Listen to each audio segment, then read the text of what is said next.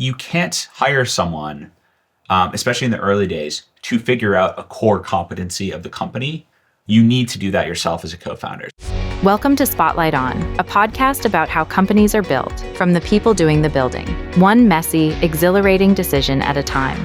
Welcome to Spotlight On. I am Ben Quazzo, your host, and today I have Connor Zwick with me, the CEO and co-founder of Speak. Thanks for having me. Of course. So Connor, for context setting, for those who don't know what Speak is, give listeners a little bit of lay of the land and what the app is actually driving amongst your user base.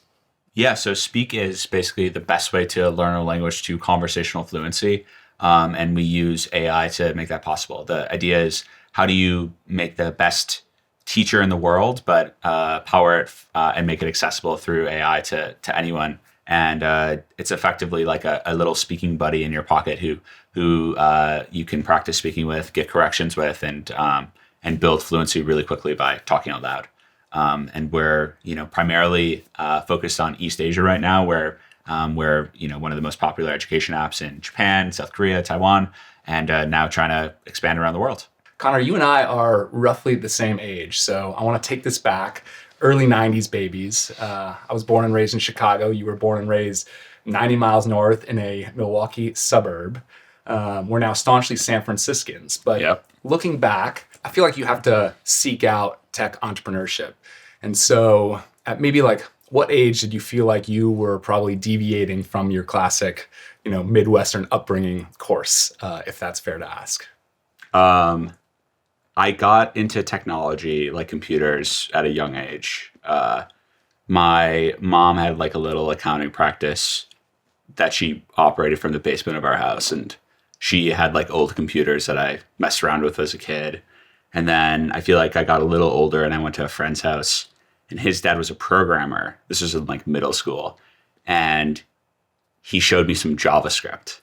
And I was like, whoa, this is crazy.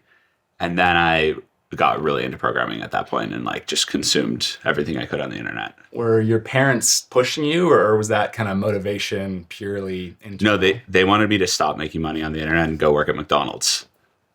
For real. They wanted me to get a real job. That's incredible. Like my siblings. What kept you going?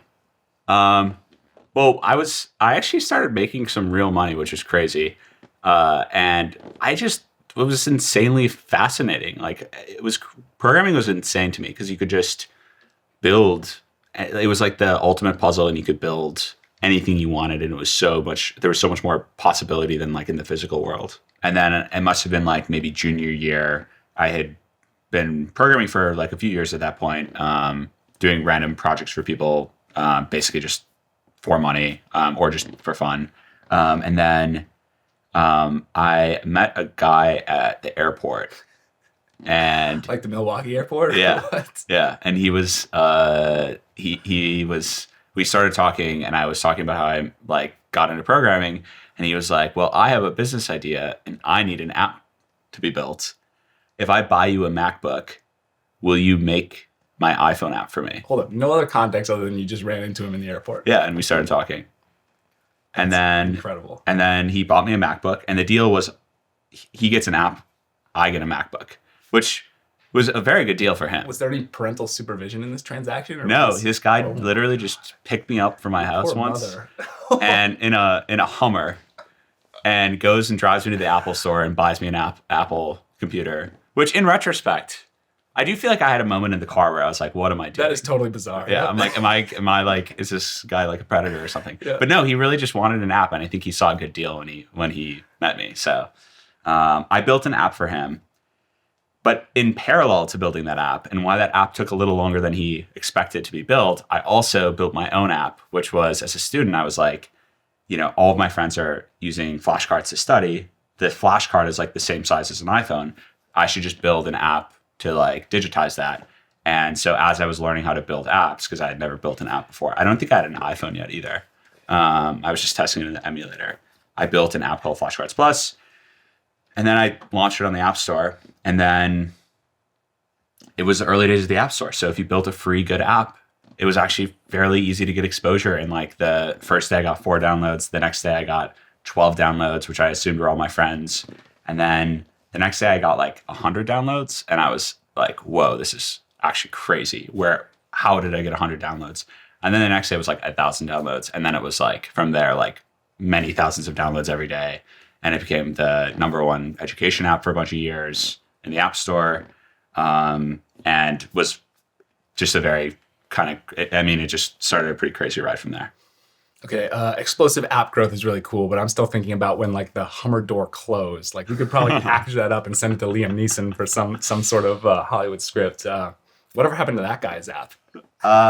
He launched it. Yeah, I don't know where it went. He ended up hiring my brother too, because my brother was in college. It was like a university app. It was an app for college students. I don't remember what it was exactly, but he paid my brother to hand out little bookmarks, advertisements on campus as well. That's incredible. So this guy really knew how to hire. As you found Andrew, and maybe for context, you can talk about wrapping up flashcards and moving towards Speak. What were those early days like, and how did you and Andrew spend time? Yeah, well, I think circa 2014. I had sold Flashcards Plus to Chegg. I didn't work there, but I was involved at like a high level. And so I had like all this time on my hands. I didn't have my baby anymore. And Andrew, who was my co-founder, had also kind of wrapped up his last thing. We'd been living together for a while. And I think largely thanks to that community of like Teal Fellows, we knew a few people that were pretty deep in that early deep learning scene, and had been talking about deep learning for years, ever since AlexNet came out, and I think that was 2012 or 2011. And so we heard about this, and I think we kind of were like, well, maybe we should. He dropped out of his PhD. He was a little ahead for his years. But we were both, kind of like, okay, we dropped out of an academic environment, but we're really interested in this field. Should we go back to school? And we thought about that for about 2 minutes. And we realized it would be far better to actually just like chart our own curriculum. And we just decided we were going to basically spend the next 18 months learning as much as possible. And if we had gone back to school, no one was teaching. No one knew anything about deep learning at Harvard back in 2014. The people that knew about deep learning were either at Google, Stanford, or Berkeley. And so we basically just snuck into Berkeley and Stanford courses, paid for coffee for all the grad students and got to know them, and just tried to like read as many papers as possible and like implement them. And we were like, we're going to give ourselves 18 months. Maybe at the end of this, we'll go into AI research, or maybe we will, build a company. We don't really know. But this feels like the most profound technology ever. I think like coming from a programming background and having the whole idea behind programming being like, you have to have this really precise, very specific set of instructions to get the computer to do anything. And it can't generalize whatsoever to, okay, now we're training these models and they're generalizing.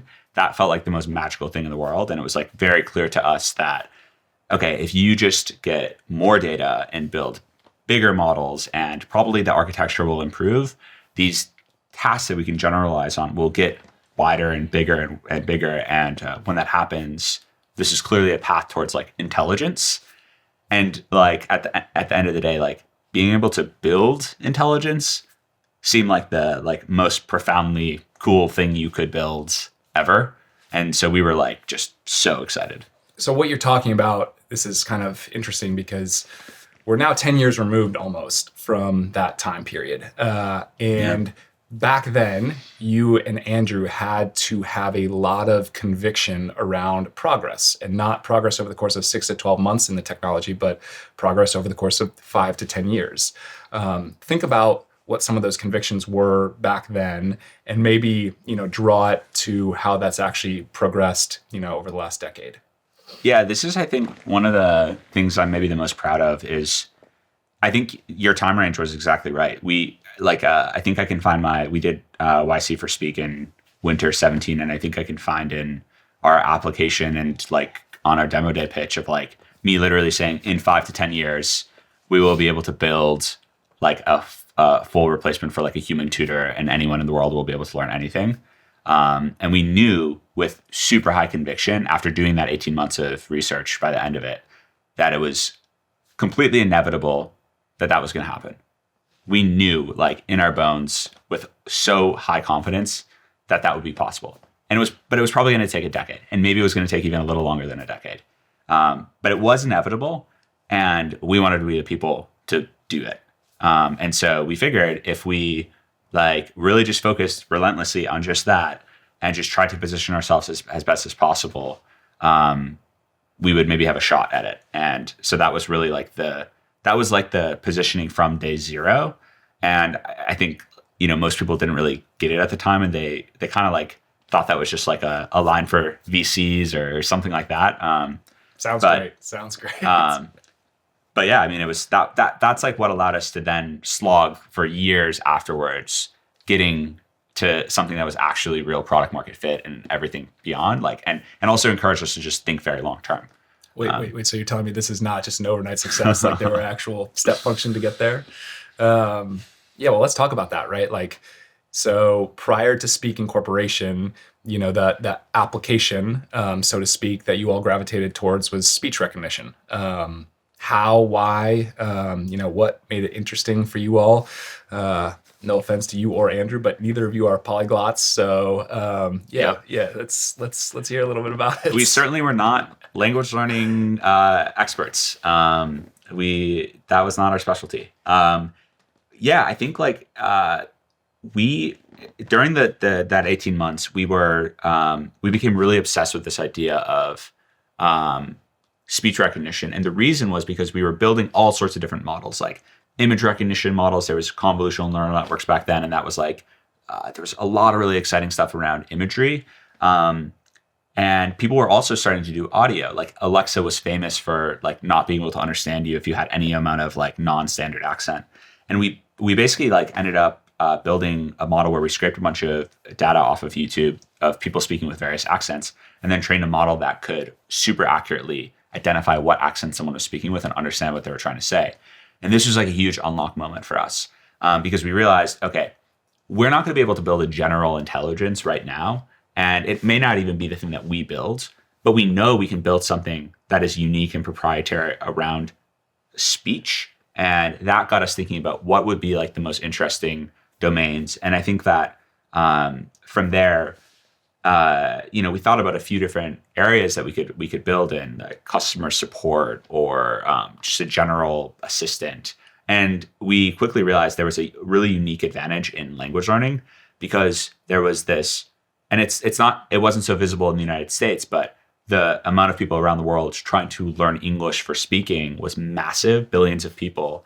And the big gap we saw was that they didn't have a speaking partner. And all of the solutions up until then, the digital solutions, the self-study solutions, the speech recognition was so bad at understanding someone speaking with an accent that it effectively was just smoke and mirrors.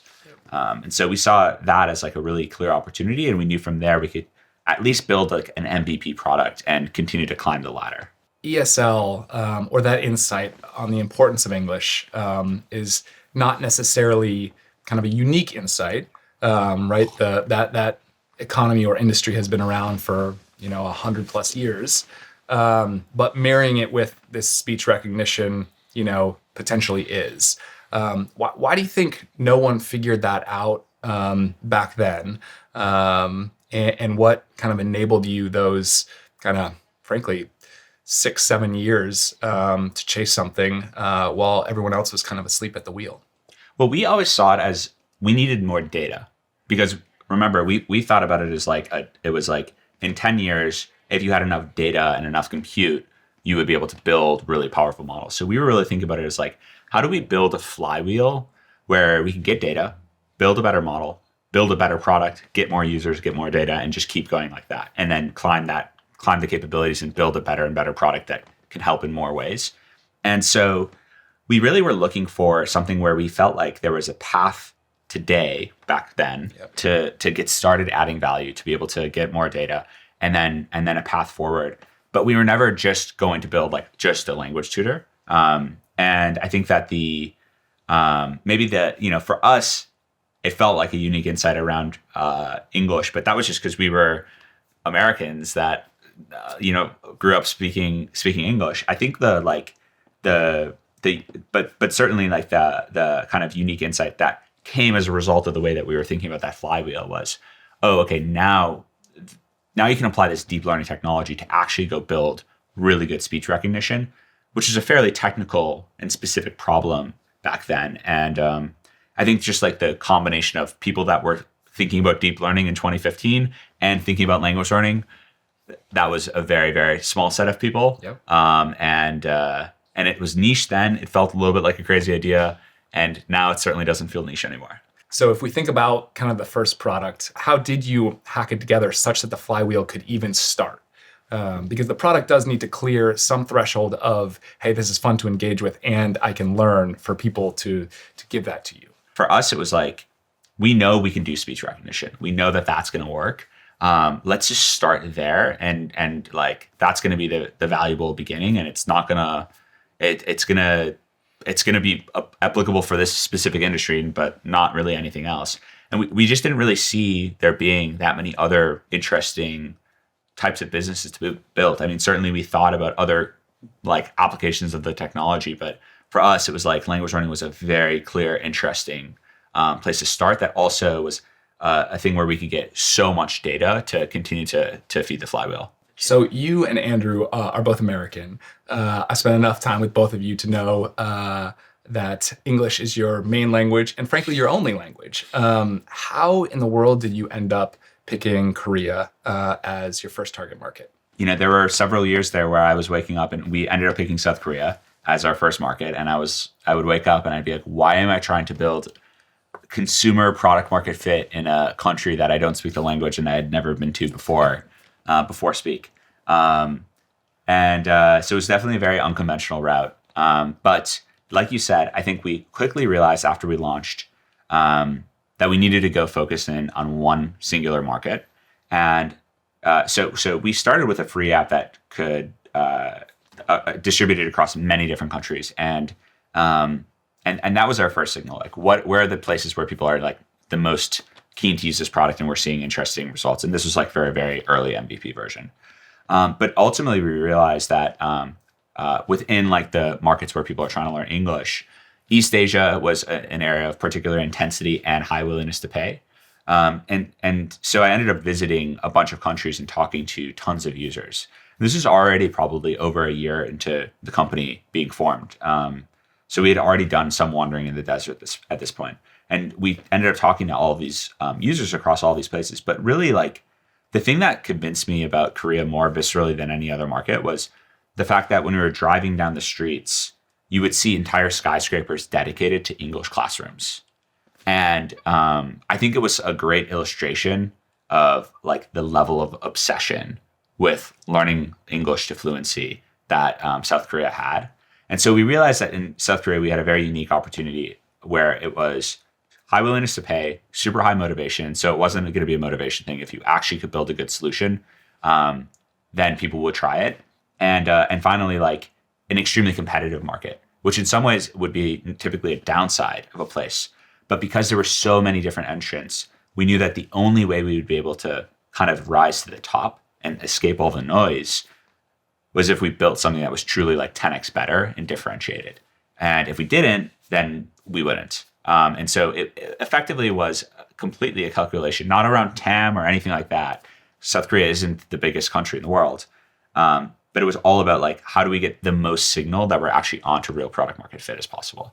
All right. So you and Andrew go through this deliberate process to land on Korea. If I zoom out and I think of all my other conversations with consumer founders, geography usually isn't in the first 5 or 6 kind of characteristics of market launches. Do you think it should be? Do you think it's fair for it not to be? What is, looking back, how important should geography be for future founders? Well, I would certainly not recommend to most founders doing what we did. Because it definitely felt like one hand was tied behind our back the entire time. But I think it made sense for speak, and it was hard, but it was the correct thing. And I think that that's like commonly a situation that you might confront. And I would always pick to do the correct thing the thing you know is the correct strategy, even if it seems really hard, versus something that seems easier. I think that for us, geography was an important factor, but we were building a language learning app, and that inherently came with that. I think for a lot of tools, that's not necessarily the factor, but I do feel like narrowing in and finding a specific some sort of criteria and building something for a fewer set of people that really love whatever you're building is almost always the correct move for founders more generally. So it's easy to talk about when you say hard, but typically that manifests in time and keeping up the motivation even when things might not be clicking. So yeah, how do you advise without, kind of brushing off maybe lack of product market fit for, founders who are like, look, I don't want to spend 2 years, in the dark or more, frankly. Yeah, I think that, frankly, a lot of people have great startup ideas, and most probably in a different set of circumstances would work. But you need to be the right founder for the right product, and you need to also just stick with it. And just think about my YC cohorts. Like, most companies just gave up way too quickly, but they gave up quickly because they either didn't care enough about what they were solving in the beginning, and it was too transactional, and so they weren't willing to stick with it, or they didn't have enough conviction. And I think those are the two most common things that are wrong. And so I think it's really important. Number one, I don't think you need to be like in love with the exact mission of your company. Like, I don't know that like the Collison brothers were like so passionate about, the making digital payments more successful. But I think that they were convinced that it was a really big opportunity and a cool thing to build. And I think that that's like the really important piece here is for us, like, it was really important to track like the things that we had super high conviction on, and then the things that we didn't have super high conviction on. And like for the things that we had super high conviction on, if those were important insights, then like, for example, the fact that we knew that in the next 10 years, AI was going to change the way that you could learn a language and a lot of other things. We knew that for sure. That was going to be inevitable. And we knew it was a really big market. That conviction gave us the ability to sludge through the mud for years, knowing that we were eventually going to be onto something. So let's go back to kind of the day one launch in South Korea. What did the product look like? What was the initial user feedback? How did you navigate kind of the early days of growth there? Well, there was the day one launch and the day two launch and the day three launch. Day 100. It was definitely a slog for a while. I mean, even before we had focused in on Korea, we had already built 1 or 2 versions of Speak for like the wider globe. And once we were in Korea, we already had learned a bunch of things about the product. And so the first version, was pretty raw. And we had, some reception from users, but really it took a few iterations where we added a few really critical things. We changed our business model to subscription as an example. We added like a opinionated course formatting, and we added a actual like interactive video content as another example. And all of those were like key kind of stepping stones. And then all of a sudden we were like, okay, we're feeling the product market fit. Okay, so Connor and Speak changes versus feedback driving those changes. What was the mix, or was there even a mix? Oh man, yeah. I mean, I spent a ton of time talking to users throughout all those years. I mean, still to this day, I try to do that, and it's one of the single most helpful things. But I also think the other really big thing was just dogfooding the product and trying to more just think from first principles about, it was more useful to talk to users to understand who they were and understand what their problems were, but they weren't going to give us the answers on the product. And so for that, it was like a lot of just iteration, playing around with it yourself, testing it out. And that was like a huge part. Was there ever a cork board with a bunch of like tweets printed out about how bad things were that you got up every day and tapped and said, all right, let's go to work? We never got that negative, but surely there were a lot of problems. The bigger thing though wasn't complaints. It's that people didn't care enough to write something negative. Sure. That's even worse. At least if they're complaining, that means they care. Yeah, that's true. We've been to Taiwan together, but have not been to Korea together. That being said, you're too humble to admit this. As you walk the streets, you're almost a celebrity in Korea now. How does that make you feel, frankly, in terms of the original mission, for the company, where you are now and kind of the density, you've gotten across kind of an entire nation? Yeah, I mean, it's becoming surreal to go back to Korea. I think like I always have done historically like one big trip to Korea every single year since we launched in Korea many years ago, and it's really like it's always like my marker for like where are we relative to the last year. And so in the beginning it was like no one knew about Speak, it didn't matter at all. To like a few years in, there were like people that knew about Speak. To like 2 years ago, our main model for our videos like was getting recognized fairly regularly. To now it's like we are running these really, really big TV out of home campaigns, and a majority of South Koreans know what Speak is, and we're the most popular education brand in the country. And yeah, the crazy thing though is that there is so much demand for language learning products that there's like clearly like a lot more room to grow there. Yeah, I mean, it's just like it's very surreal, especially when I think back to like a decade ago. South Korea was just another country. My roommate in college was from South Korea. I had so little exposure, when I lived in Wisconsin, to a place like South Korea. Samsung. So yeah, exactly. And so I think it's truly been like a really cool. It's simultaneously it's a unique challenge of our business. It has been. It's like, how do you go build consumer product market fit in all these random countries that you have no cultural context when you start? But it's also one of the more rewarding parts because we have offices in these places. I get to spend time with these people, and that like cross-cultural exposure and richness has been like a really uniquely rewarding part of it. Talk about the expansion.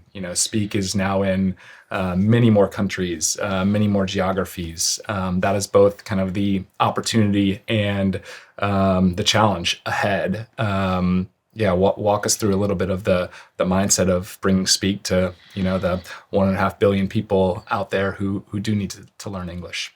Yeah, well, we stayed only in South Korea for a very long time. I think it's one of a few examples of where everyone was telling me to move faster and go for it. And I'm glad that I stuck to my guns. We stayed in Korea for a long time because one, we wanted to make sure we actually had like strong product market fit, and the product was for sure going to be the version of the product that would work anywhere in the world and that we could iterate from, because I knew it would be harder once we expanded. And then two, we just like from a like technology and leverage perspective, the amount of work it would have taken to go to a second market and a third market, given how localized the product was to South Korea, was going to be a tremendous amount of work. And so I think like as natural language and LLMs became stronger and stronger, that really unlocked much more rapid expansion. And as the product also became so much better, as the technology started to really take off, and we started to see kind of like really crazy engagement in South Korea, that's when we knew it was time. And it's been really amazing to see. I think like in some ways it's been surprising how much Speak has started to resonate with the additional markets we've launched in, like Japan and Taiwan in particular have been really incredible markets that we launched in the last 2 years. And so in some ways it's been super surprising, but in other ways it absolutely is, to me, like the thing that I think is one of our biggest challenges.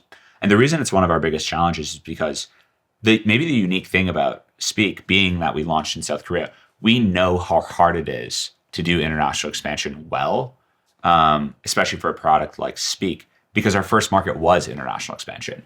And so I think there's like, the thing that I always talk about with our team is like, there's two ways to do it. There's two ways to do expansion.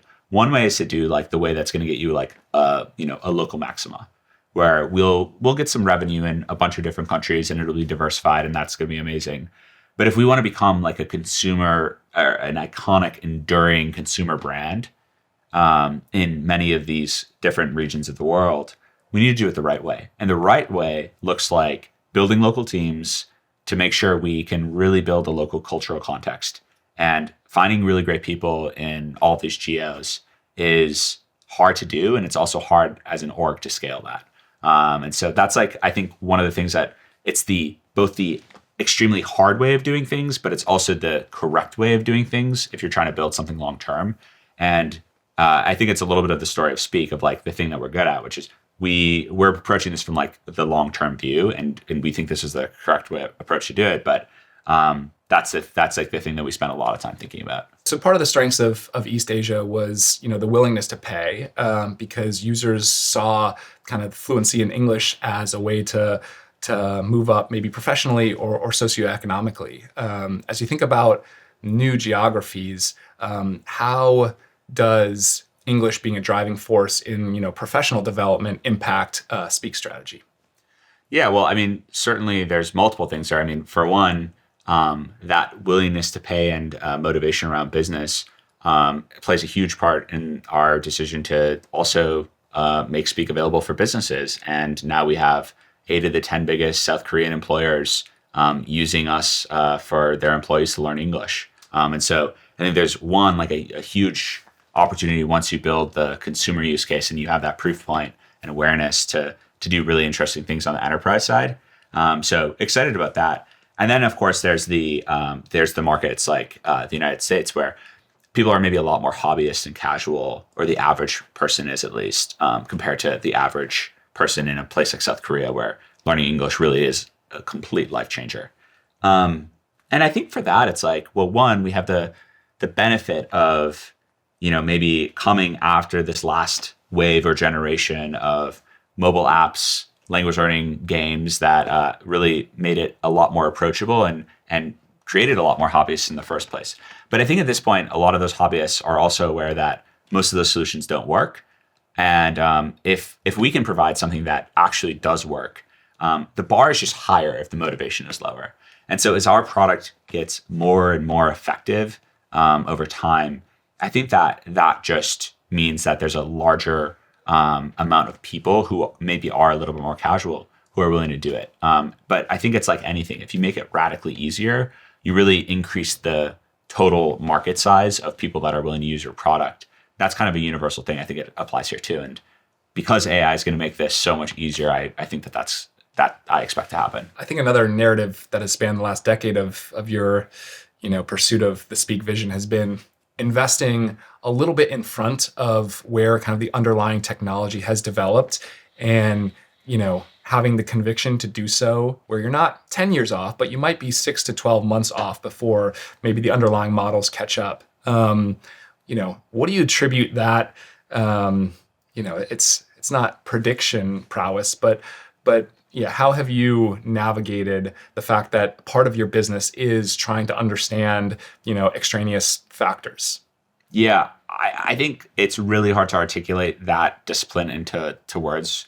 I still don't feel like I do a great job of it, but I feel like the biggest things to me are, one, you can't do something. Everyone's trying to do this now, obviously, with the rapid takeoff of LLMs. But you can't do it, first of all, if you don't have like a deep technical understanding and intuition for how things work and what the like levers are of progress and where things are likely to go and where things are likely not to make progress as fast, where there's like a fundamental research breakthrough needed versus where it's just an optimization problem.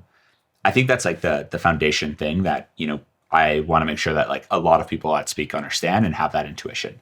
And then I think it's like the other really big lever here is understanding how to build with that vision and direction in mind, and then being able to figure out ways to still make it a pretty good experience for our users. I think a good example of this is for us, the first like speech recognition models we had in the app, they still weren't perfect for people speaking with accents. We still probably made errors 10% of the time.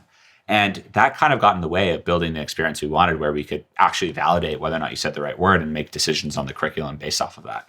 And so we had to build a lot of like somewhat hacky things on top, like a matching algorithm that like really took into account the fact that some words might just be random. And so how do you build like a really good way to still kind of predict on top of the model whether or not they still said the correct word? And so I think there's a lot of like design thinking and like creative thinking on the engineering side to get something that's only 90% accurate, which is very common in modeling to get to 90% accuracy, and then it's like 10x more work to get to 98%. Sure. How to still be able to productize that in like a super thoughtful way. This is like the thing that I feel like I spend the most time talking about with other early stage founders about, is how do you do that for your area? And like, it's hard to generalize in some ways, but I do think both of those things are always true. Yeah, I think this ties back to, Speak's mission is to be an iconic consumer brand globally, right? And a lot of AI founders are grappling with how deep technically do you need to be within models versus, I think the often misplaced, word, you're just a wrapper, and finding the happy middle ground. And so, that to me was a bit of an explanation of the nuances between the two. But frankly, things are changing so fast that, maybe that course is not, fully fleshed out yet.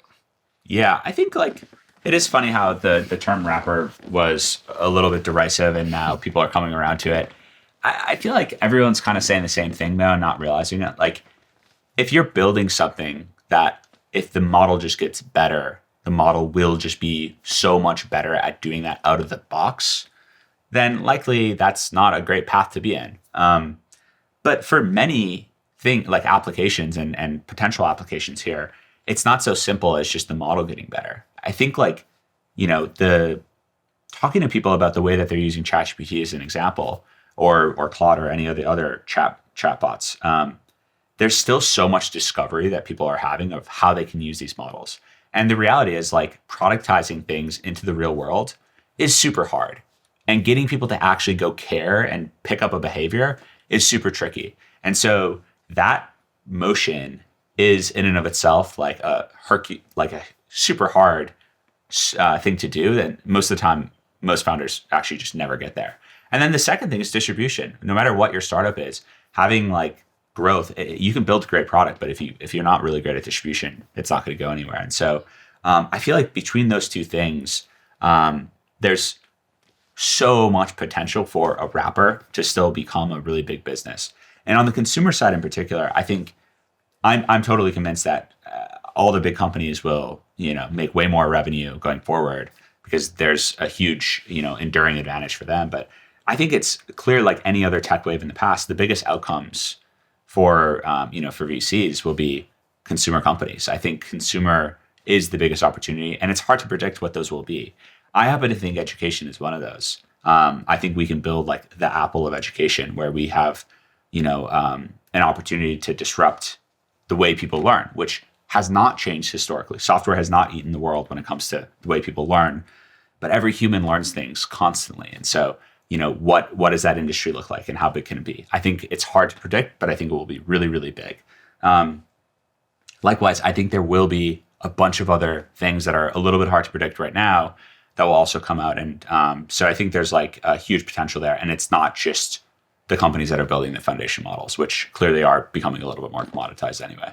A lot of people like to talk about learning science.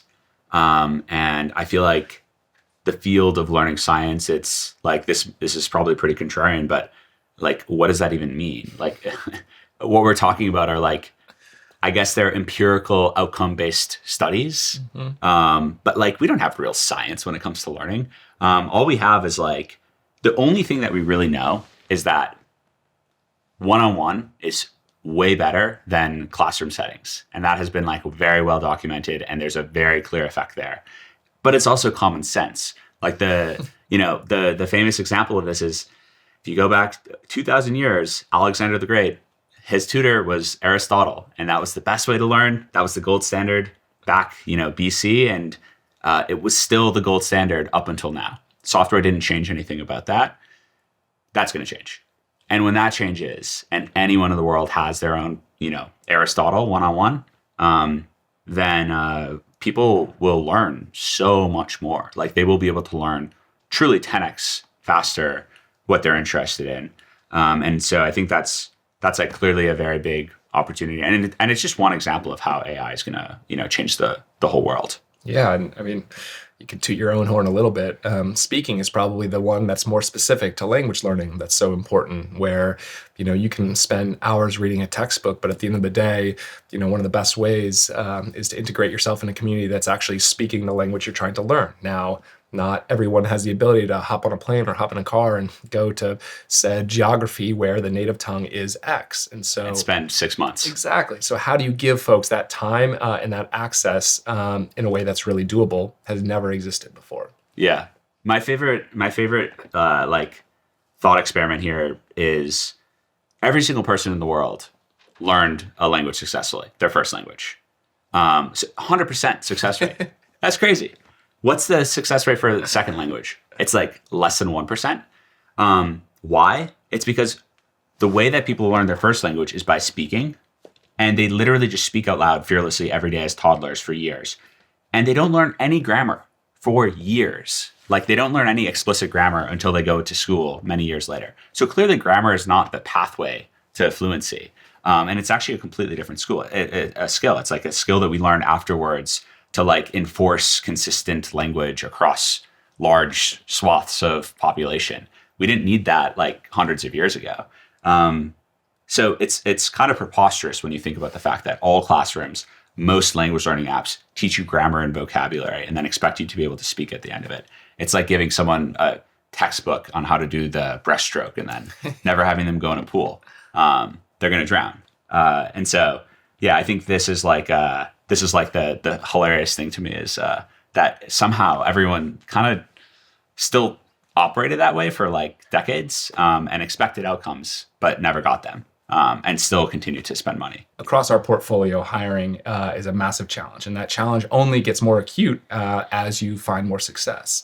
So over the last couple of years, as Speak has grown into the businesses today, how have you navigated that growth with your own hiring practices and making sure you're still accessing kind of the best talent where you need it?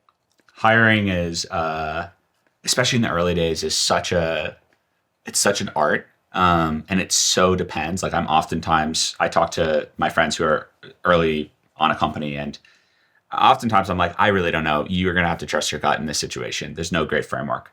I think I have some kind of funny stories in the beginning of Speak though. Like the first person we hired, we were told by everyone that we were not language learning experts. Therefore, we need to hire a language learning expert. And so we went out and I spent a ton of time recruiting this person from Stanford who was, an expert. And it didn't work out. How many languages could he or she speak? A bunch of languages, and she studied it formally, and she had something published, and there was a bunch of things, and it didn't work out. And I don't blame her. But you can't hire someone, especially in the early days, to figure out a core competency of the company. You need to do that yourself as a co-founder. So if you're an enterprise and you need to do sales, you need to do the sales and you need to have that down before you hire a salesperson.